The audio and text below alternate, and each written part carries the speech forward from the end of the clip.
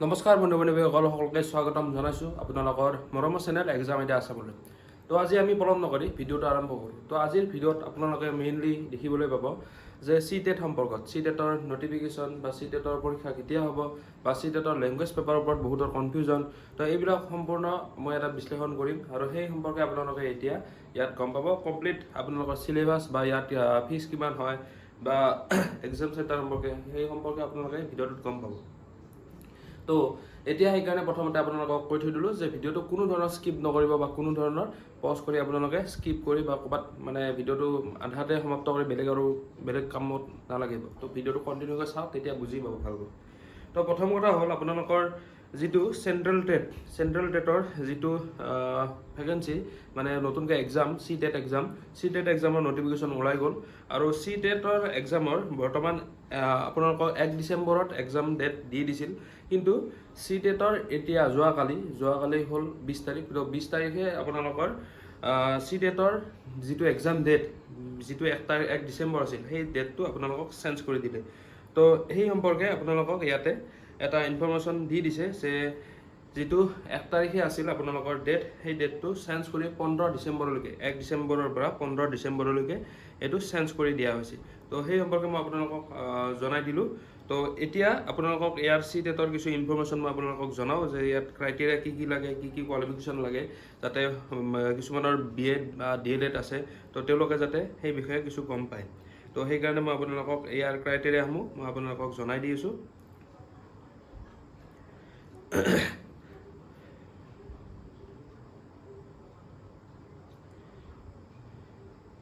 যিটো CTET হয় সেইটো আমাৰ চেণ্ট্ৰেল টেষ্ট এলিজিবিলিটি টেষ্ট বুলি কোৱা হয় আৰু এইটো ডিচেম্বৰ মানে বছৰত দুবাৰ হয়। তো এইটো এইবাৰ আমাৰ বছৰৰ লাষ্ট যিটো এক্সাম, সেইটো এক্সামটো হ'ব ডিচেম্বৰত 2024।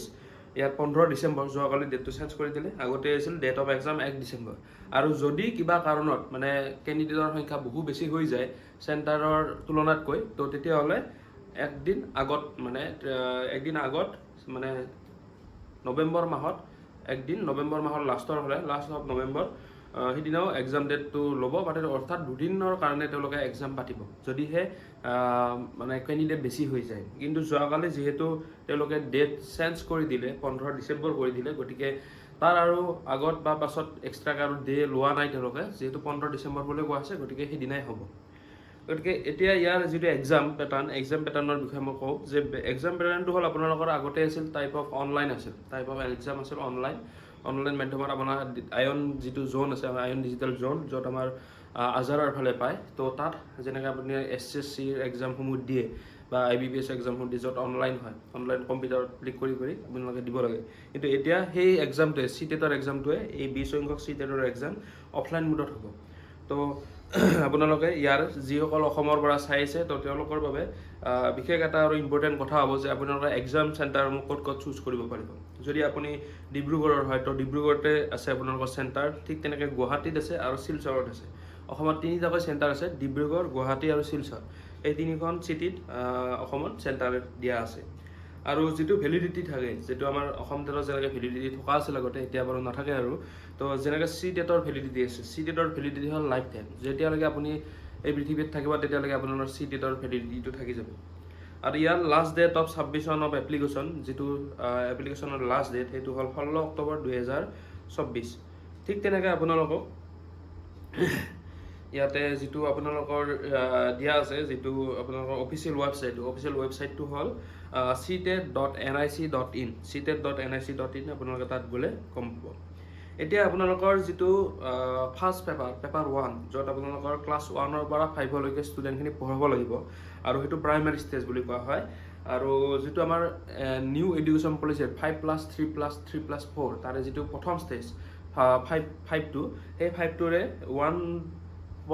ক্লাছ 1ৰ পৰা 5লৈকে এইটো প্ৰাইমাৰী ষ্টেজ বুলি কোৱা হয়। আৰু সেই ষ্টেজটোৰ ষ্টুডেণ্টখিনিক আমি শিকাব লাগিব, অৰ্থাৎ LP শিক্ষক হ'ব লাগিব। আৰু তাৰ বাবে আপোনালোকক কোৱালিফিকেশ্যন লাগিব senior secondary with at least 50% mark, অৰ্থাৎ আপোনাৰ হাই ছেকেণ্ডাৰী পৰীক্ষাত 50% মাৰ্কত আপুনি উত্তীৰ্ণ হ'ব লাগিব। 50%তকৈ যদি আপুনি কম পাইছে, তেতিয়াহ'লে আপুনি এই পৰীক্ষাটো দিব নোৱাৰে। আৰু ঠিক তেনেকৈ আপুনি diploma 2 year diploma in elementary education, আৰু লগতে আপোনাৰ হ'ব লাগিব যে DLED থাকিব লাগিব 2 বছৰৰ যিখন DLED চাৰ্টিফিকেট হয় সেই চাৰ্টিফিকেটখন আপোনাক লাগিব আৰু লগতে আৰু এটা দিয়া আছে যে senior secondary with at least 45 marks 45% দিয়া আছে 45% mark and pass or appearing in the final year of 2-year diploma in elementary education in accordance with the NCTE regulation 2002 অৰ্থাৎ NCTE ৰিকগনাইজ যদি হয় তেতিয়াহ'লে এইটো মানে এনেকৈ বিভিন্ন ধৰণৰ ক্ৰাইটেৰিয়া আপোনালোকক দিয়া আছে আপোনালোকে য'ত এপ্লাই কৰিব তাত আপোনালোকে এইখিনি বিষয়ে দেখি পাবই আৰু লগতে গ্ৰেজুৱেশ্যনৰো দিয়া আছে ইয়াতে এতিয়া বহুতখিনি কিবা কিবি দিয়া আছে তো সেই যিখিনি কোৱালিফিকেশ্যন সেইখিনি চাব পাৰিব এটলিষ্ট 45% বা 50% এইটো ধৰি দিয়া আছে হাই ছেকেণ্ডাৰীত আৰু 45% হয়তো ইয়াত যিহেতু এবাৰ 50% লিখি দিলে আৰু পিছত ইয়াত যিহেতু 45% লিখি দিলে গতিকে হয়তো ইয়াত কিবা কাষ্টৰ বিষয়ে হয়তো ইয়াত থাকিব পাৰে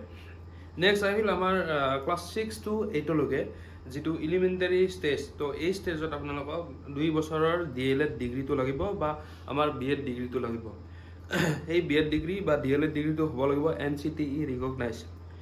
তো এইটো থাকিব লাগিব আৰু লগতে আপোনাৰ গ্ৰেজুৱেশ্যনত লাগিব 50% মাৰ্কস বা 45% মাৰ্কস যদি BEd থাকে 45% মাৰ্কস এনেকৈ আপোনালোকক দিয়া আছে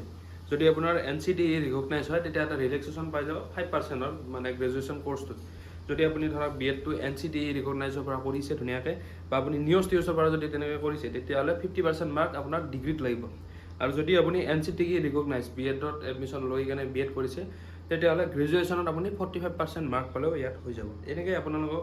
এইখিনি দিয়া আছে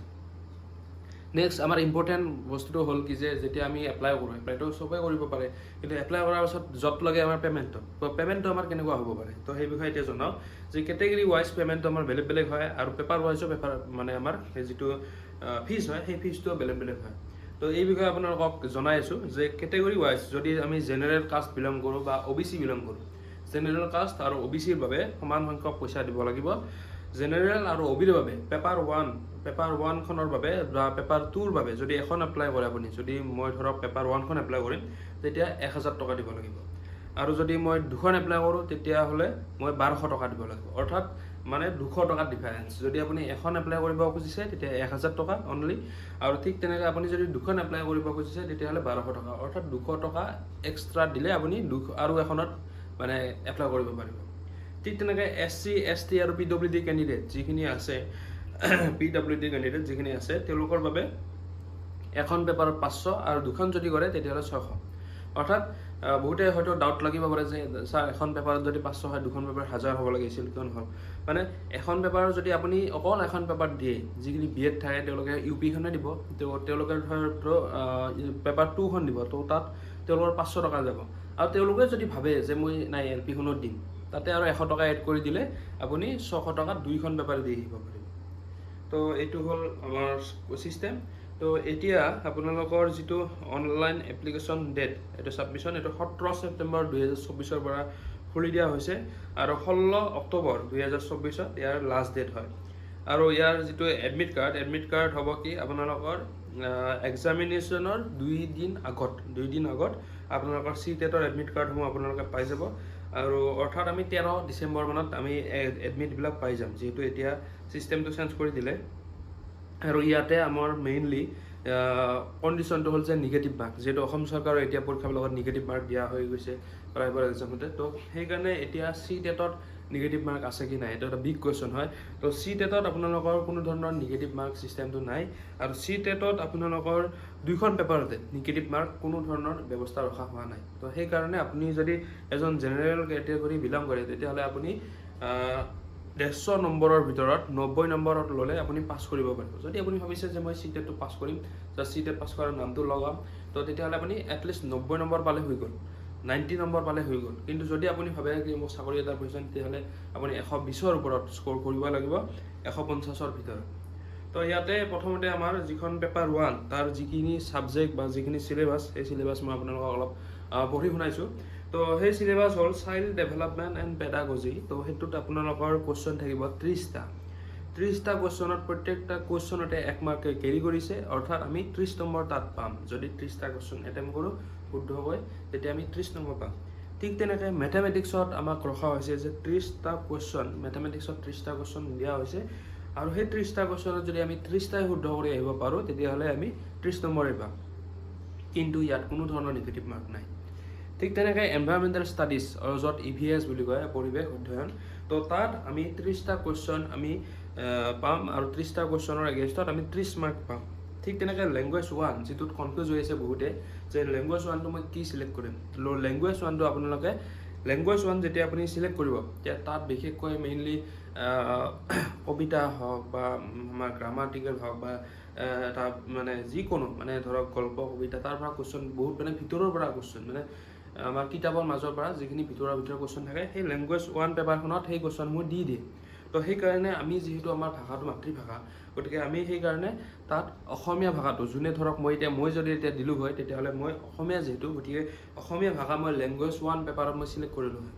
কাৰণ মোৰ যিহেতু মাতৃভাষা মোৰ অসমীয়া, তো অসমীয়া হোৱাৰ বাবে মই অসমীয়া যিকোনো ধৰক হাৰ্ড বস্তু এটা দিলেও মই বুজি হ'লেও মই অপশ্যন দেখি মাৰি দিব পাৰিম। কিন্তু ইংলিছ যদি মই পটকৈ লৈ লওঁ, ইংলিছ লৈ লোৱাৰ লগে লগে সেই প্ৰ'জ পয়েট্ৰিৰ বিষয়বস্তুসমূহ মোৰ অলপ মানে কিছু টান লাগিব। তো সেইকাৰণে লেংগুৱেজ 1 পেপাৰখনত মই অসমীয়া চিলেক্ট কৰিম আৰু যিখন লেংগুৱেজ 2 সেই লেংগুৱেজ 2 পেপাৰখনত মই ইংলিছ চিলেক্ট কৰিম। আৰু এই লেংগুৱেজ 1 আৰু লেংগুৱেজ 2 এই দুইখনতে নম্বৰ আছে 30 নম্বৰ, অৰ্থাৎ ইয়াত 30টা কুৱেশ্যন আহিব আৰু 30 নম্বৰকৈ থাকিব। টোটেল আমি ইয়াতে 150টা কুৱেশ্যন পাম আৰু 150 মাৰ্ক আমি ইয়াতে লাভ কৰিম। তো এতিয়া বহুতে মোক যোৱাকালি সুধিছিল যে ছাৰ লেংগুৱেজ 1 যদি মই হিন্দী চিলেক্ট কৰোঁ, লেংগুৱেজ 2 যদি মই ইংলিছ চিলেক্ট কৰোঁ, তেতিয়া মই পামনে চাকৰি? এতিয়া আপুনি চাব যে আপোনাৰ যদি হাই ছেকেণ্ডেৰী, যিহেতু এতিয়া চৰকাৰ বিৰাট কঠিন হৈ গৈছে, যিহেতু আপুনি সেই চিটেটৰ চাৰ্টিফিকেটেৰে আমাৰ অসমতে চাকৰি ল'ব লাগিব। বাকী ধৰক KB হওক আন বেলেগ চেণ্ট্ৰেল স্কুলবিলাকত ল'ব লাগিলেতো তাতে পষ্টো কম আহে বা তাত মানে গমো নাপায়, মানে পটকৈ সহজত ইমান এটা ইছ্যু হৈ নাযায়, মানে ভেকেঞ্চি ওলাইছে কিবা ওলাইছে। কিন্তু অসম চৰকাৰৰ ভেকেঞ্চি ওলালে আপুনি বহুত দূৰত বৰ্ডাৰত থাকিলেও আপুনি গম পাব। গতিকে সেইটো কাৰণে কথাটো হ'ল আমি অসমতে চাকৰি কৰিব লাগিব। তো সেইকাৰণে মেইনলি অসমৰ যিহেতু আপুনি চাকৰি কৰিব, তো ভেৰিফিকেশ্যন প্ৰচেছটো ইয়াত বহুত বেছি ষ্ট্ৰং। গতিকে সেইকাৰণে কৈছোঁ যে আপুনি হাই ছেকেণ্ডেৰী যেতিয়া পাছ কৰিছিল তেতিয়া আপুনি কি ছাবজেক্ট লৈছিল, লেংগুৱেজ পেপাৰ আপোনাৰ কি আছিল। যদি আপোনাৰ হিন্দী আছিল আৰু লগতে আপুনি ইংলিছ আছিল, তো তেতিয়াহ'লে মেইনলি যিখিনি শিলচৰত থাকে, শিলচৰৰ ফালৰ তেওঁলোকে হয়তো হিন্দী বা বেংগলী ইংলিছ তেনেকৈ ল'ব পাৰে কম্বিনেশ্যনত। তো তেতিয়াহ'লে তেওঁলোকে সেইটোৱে চুজ কৰিব লাগিব যে মোৰ আজি বেংগলী আছিল আৰু লগতে ইংলিছ আছিল, তো মই বেংগলী আৰু ইংলিছ দুটা মই চিলেক্ট কৰিম। কিন্তু প্ৰথম পেপাৰটো আপুনি নিজৰ মাতৃভাষাটো চিলেক্ট কৰক আৰু ছেকেণ্ড পেপাৰটোত আপুনি ইংলিছ চিলেক্ট কৰক। কাৰণ ছেকেণ্ড পেপাৰটো ইজি আহে আৰু ছেকেণ্ড পেপাৰটোত সেইকাৰণে যিটো আপোনাৰ ভাষা নহয়ে সেই ভাষাটো চিলেক্ট কৰক, তেতিয়া আপুনি ইজি হ'ব। আৰু ইয়াতেও আমাৰ ইফালৰ নামনি অসমৰ ফালে বহুতে কৈছে যে ছাৰ মই হিন্দীটো চিলেক্ট কৰোঁ আৰু লগতে ইংলিছটো চিলেক্ট কৰোঁ, কিন্তু মই হিন্দী মোৰ হাই ছেকেণ্ডেৰীত আছিল মোৰ অসমীয়া, তো মই পাৰিমনে? যেতিয়া আপুনি ভেৰিফিকেশ্যনত চাব যে আপুনি চিটেটৰ চাৰ্টিফিকেট চাব, তাত যেতিয়া লেংগুৱেজ পেপাৰ দেখিব যে আপুনি হিন্দী চিলেক্ট কৰি আছে কিন্তু আপোনাৰ হাই ছেকেণ্ডেৰীত অসমীয়া ছাবজেক্টটো আছে, কিন্তু যিটো আপুনি চাকৰি পাবলৈ গৈ আছে সেইটো আপোনাৰ হিন্দী টিচাৰো নহয়,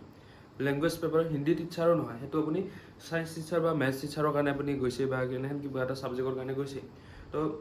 হিন্দী টিচাৰো নহয়। তো গতিকে সেই হিচাপত হিন্দী টিচাৰ হ'ব লাগিলে হিন্দী প্ৰবীণ লাগিব। তো সেইকাৰণে আপুনি মেইনলি এটা য'তত ফচাতকৈ যিহেতু সেইকাৰণে নিজৰ যিটো চাৰ্টিফিকেটত আপোনাৰ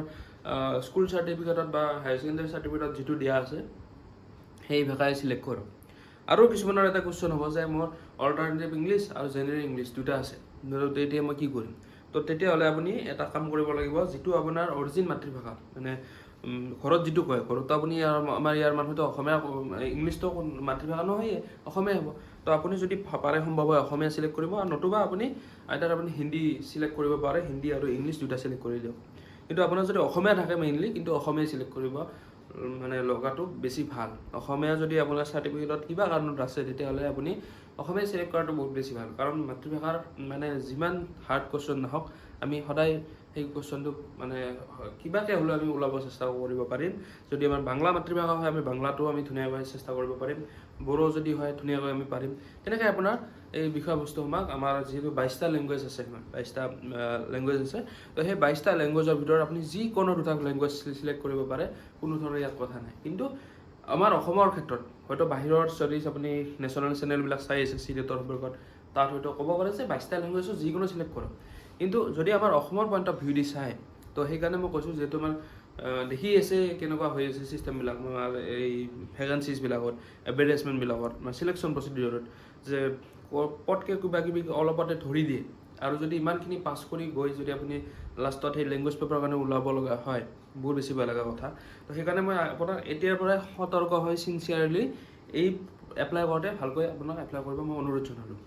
তো সেইটো আপুনি চাব আৰু এই যিটো মই কথা ক'লোঁ এল পিৰ ক্ষেত্ৰত এইটো ঠিক তেনেকৈ পেপাৰ 2ৰ ক্ষেত্ৰত অৰ্থাৎ ইউ পিৰ ক্ষেত্ৰতো সেইটোৱে প্ৰযোজ্য হ'ব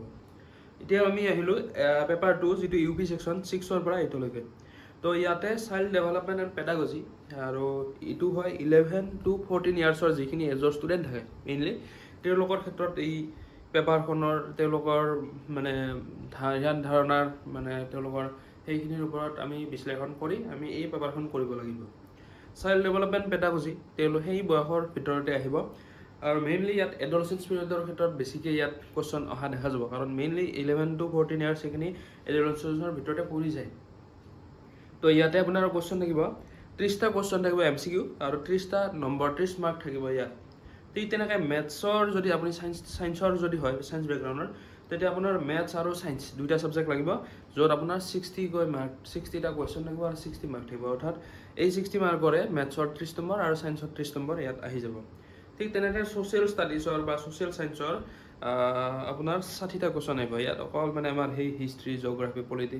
এইখিনিৰ ওপৰতে কুৱেশ্যন আহিব বাকী কাৰেণ্ট এফেয়াৰ্ছ ইয়াত নাহে ছ'চিয়েল ষ্টাডিজ আমাৰ 8, 9, 10 বা ইয়াতে 8, 9, 10 নহয় 6ৰ পৰা 8লৈকে যিখিনি আমাৰ NCERT কিতাপ আছে এই কিতাপসমূহ আপুনি চাব ছ'চিয়েল ষ্টাডিজৰ বাবে আৰামছে পাছ হৈ যাব আৰ্টছৰখিনিৰ কাৰণে ঠিক তেনেকৈ লেংগুৱেজ পেপাৰ 1 ইয়াত 30 নম্বৰ মই ক'লোৱে আৰু 30টা কুৱেশ্যন লেংগুৱেজ পেপাৰ 2 30 নম্বৰ 30টা কুৱেশ্যন টোটেল 150 মাৰ্ক হয় ইয়াতো কুৱেশ্যন আৰু ইয়াত আমাৰ যিহেতু নিগেটিভ মাৰ্ক নাই ইয়াতে টাইমটো হ'ল 2.5 hours অৰ্থাৎ 2.5 ঘণ্টা আপোনাৰ এক্সামটো হ'ব আৰু এইটো বহুত বেছি মানে চিষ্টেমটো বহুত বেছি ভাল হৈ গৈছে এতিয়া যিহেতু নিগেটিভ মাৰ্ক নাই আপুনি ধুনীয়াকৈ এটেম্প কৰিব পাৰিব আৰু যিটো প্ৰথম ফাৰ্ষ্ট পেপাৰ আছিল তাতো হয়তো আপুনি সুধিব পাৰে যে এজ গ্ৰুপটো কেনেকুৱা মানে যিখিনি ষ্টুডেণ্ট থাকিব এল পিৰ 6 to 11 ইয়াৰ্ছ 6 to 11 ইয়াৰ্ছ অৰ্থাৎ ইয়াতে 6ৰ পৰা 11 ইয়াৰ্ছলৈকে দিয়া আছে অৰ্থাৎ 5 বছৰৰ গেপ অৰ্থাৎ 5+3+3+4 এই চিষ্টেমটো ইয়াতে লাগু হৈ গৈছে তো এইটোৱে আছিল আপোনালোকৰ এটা CTET-ৰ বহল বিশ্লেষণ আৰু লগতে আপোনালোকক এটা কথা ক'লে আৰু ভাল পাব যদিও ভিডিঅ'টো দীঘল হয় তথাপিও মই কৈ দিছোঁ আৰু ইয়াৰ CTET-ৰ ওপৰত এক্সট্ৰা মই ভিডিঅ' কৰি নাথাকোঁ মানে এইটো সম্পৰ্কত তো মেইনলি আমাৰ যিহেতু মোৰ চেনেলত BEd-ৰ কেণ্ডিডেট বহুত বেছি আছে তো তেওঁলোকৰ বাবে মই CTET-ৰ মেইনলি CDP-ৰ চিলেবাছখিনি মই কৈ দিছোঁ এবাৰ হয়তো তেওঁলোকে টেট কাম ৰিক্ৰুটমেণ্টৰ প্ৰিপাৰেশ্যন কৰি থাকিব পাৰে তাৰ লগত অলপ চলপ কিছু মিল আছে মই চাইছোঁ তো হ'লেও আপোনালোকে চাই ল'ব মই আপোনালোকক পঢ়ি শুনাই আছোঁ চাইল্ড ডেভেলপমেণ্ট যিটো আছে আমাৰ এলিমেণ্টাৰী স্কুল চাইল্ড তো ছেকশ্যন A মানে ইয়াৰ CDP-খিনি UP-ৰ CDP-খিনি 3টা ভাগত ভাগ কৰা আছে তো আমাৰ ছেকশ্যন A চাইল্ড ডেভেলপমেণ্ট আছে তো তাত আপোনাৰ 15টা কুৱেশ্যন থাকিব আৰু আহিব ক'ৰ পৰা concept of development and its relationship with learning and principle of the development of children influence of heredity and environment মই আপোনালোকক এইখিনি বেকগ্ৰাউণ্ডৰ পৰা কৈছোঁ ইয়াতে আপোনাৰ এই মই যিখন চিলেবাছ চাই আছোঁ ইয়াত উঠি থাকিব মই বেকগ্ৰাউণ্ডৰ পৰা আপোনাক কৈ আছোঁ তো ইয়াতে আপোনাৰ যিখন concept of development and its relationship with children যিটো আপোনাৰ ডেভেলপমেণ্ট গ্ৰ'থ এণ্ড ডেভেলপমেণ্ট যিখিনি আমাৰ BEd-ৰ কাৰণে টেট কাম ৰিক্ৰুটমেণ্টৰ কাৰণে চাই আছোঁ সেইখিনিৰ পৰা ইয়াত সোমাই যাব ঠিক তেনেকৈ principle of development of children এইখিনিও তাতে আপুনি প্ৰিন্সিপলকেইটাৰ যিটো গ্ৰ'থ এণ্ড ডেভেলপমেণ্টত আছে তাৰ পৰা চাই ল'ব পাৰিব ঠিক তেনেকৈ influence of heredity and environment heredity আৰু এনভাইৰনমেণ্টৰ কথাও আমি পাইছোঁ গ্ৰ'থ এণ্ড ডেভেলপমেণ্টত এইখিনিও তাত পাই যাব ছ'চিয়েলাইজেশ্যন প্ৰচেছটো ভাইগস্কিৰ যিখিনি কনচেপ্ট দিয়া আছিল আমাৰ ছ'চিয়েলাইজেশ্যন প্ৰচেছ সেইখিনি আপোনালোকে চাব পাৰিব ঠিক তেনেকৈ পিয়াজেট কলবাৰ্গ ভাইগস্কিৰ যিখিনি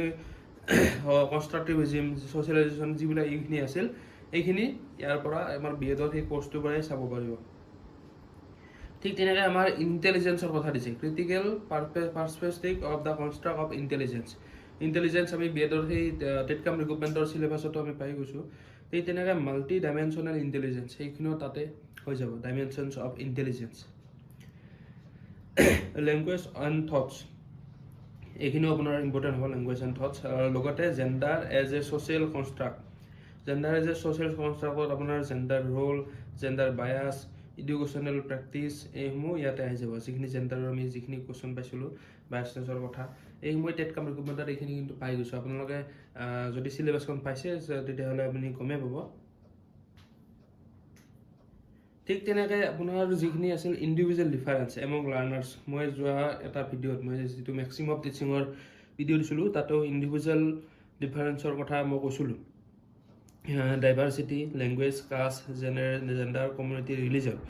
এই বিষয়বস্তুখিনি ইণ্ডিভিজুৱেল ডিফাৰেঞ্চৰ তাত আমাৰ ষ্টেট কাম ৰিক্ৰুটমেণ্ট চিলেবাছত আছে আৰু যদি আমাৰ হায়াৰ ছেকেণ্ডাৰী প্ৰিভিয়াছ ইয়াৰ যিখন টেট আছিল টেটৰ চিলেবাছ আছিল তাতো আপুনি এইখিনি পাই যাব distinction between assessment for learning and assessment of learning এইটো মই টেট কাম ৰিক্ৰুটমেণ্টৰ চিলেবাছত পাইছোঁ ঠিক তেনেকৈ কণ্টিনিউৱাছ এণ্ড কম্প্ৰিহেনচিভ ইভেলুৱেশ্যন এইটো আছে তাতে formulating appropriate questions for assessing readiness level of learners, for enhancing learning and critical thinking in the classroom and for assessing learner achievement. এইখিনি বস্তু মই তাত কিছু ক'ৰবাত মই এনেকৈ কৰোঁতে চিলেবাছখনত ডাইৰেক্টলি হয়তো আপুনি এই বিষয়বস্তুসমূহ ডাইৰেক্টলি দেখা নাপাব পাৰে লিখা ডাইৰেক্ট হুবহু নিলিখিব পাৰে ইয়াত যদি আপুনি বুজি চায় যদি আপুনি নোট মেকিং কৰিছে টেট কাম ৰিক্ৰুটমেণ্টৰ PGT চিলেবাছ বা GT চিলেবাছখন লৈ যদি আপুনি নোট মেকিং কৰিছে তেতিয়া আপুনি তাত ক'ৰবাত নহয় ক'ৰবাত এই পইণ্টকেইটা আপুনি দেখিব পাইছে বা আপুনি যদি ক'ৰবাত কোচিং কৰি আছে তাতে আপুনি হয়তো ভিডিঅ' লেকচাৰত আপুনি এই বিষয়ে কিবা এটা হ'লেও টাৰ্ম এটা আপুনি পাইছে তো তাৰ ফলত আপুনি গম পাই যাব এইখিনি আমাৰ আছিল পাৰ্ট A পাৰ্ট Bত আছে concept of inclusive education and understanding children with special needs inclusive এডুকেশ্যনৰ কথা টেট কাম ৰিক্ৰুটমেণ্টৰ চিলেবাছত আছে আৰু লগতে ইয়াতে আমাৰ টেলেণ্টেড ক্ৰিয়েটিভ গিফটেড চাইল্ড এইবিলাক বিষয় আমি তাত চাই আহিছিলোঁ ঠিক তেনেকৈ লাৰ্ণিং এণ্ড পেডাগজি যিটো C নম্বৰ যিটো আমাৰ ছেকশ্যন আছে তাত আছে how children think and learn how and why children fail to achieve success in school performance এই বিষয়ে আমি এটা সৰু টাৰ্ম দি কেনে হয়তো আমাক ধৰক আমাৰ এই বস্তুটো কেনেকুৱা হয় যে টেট কাম ৰিক্ৰুটমেণ্টৰ যিটো চিলেবাছ আছে তাত এটা ষ্টেণ্ডাৰ্ড ৱৰ্ড এটা ইউজ কৰি এই চিলেবাছটো লিখা হয় কিন্তু ইয়াতে সেই ষ্টেণ্ডাৰ্ড ৱৰ্ডটো ভাঙি কেনে বুজাই কেনে লিখি দিয়া যায় যে কেনেকৈ চিলড্ৰেনে পঢ়িব বা ইয়াক কেনেকৈ সেই কৰিব পাৰে আমাৰ যিটো মটিভেশ্যন এণ্ড লাৰ্ণিং সেই বিষয়টো আমি ইয়াত আহি দিব পাৰোঁ এটেনশ্যন এণ্ড ইণ্টাৰেষ্ট সেই বিষয়টো ইয়াতে এই প্ৰথম পইণ্টটোত আহি যায় এটেনশ্যন এণ্ড ইণ্টাৰেষ্টৰ পৰা কিছু পাব বা মটিভেশ্যন এণ্ড লাৰ্ণিঙৰ পৰা আপুনি এই টপিকৰ পৰা টেট কাম ৰিক্ৰুটমেণ্টৰ টপিকৰ পৰা ইয়াৰ লাৰ্ণিং এণ্ড পেডাগজিৰ প্ৰথমটো পাই যাব ঠিক তেনেকৈ basic processes of teaching and learning children strategies of learning as a social activity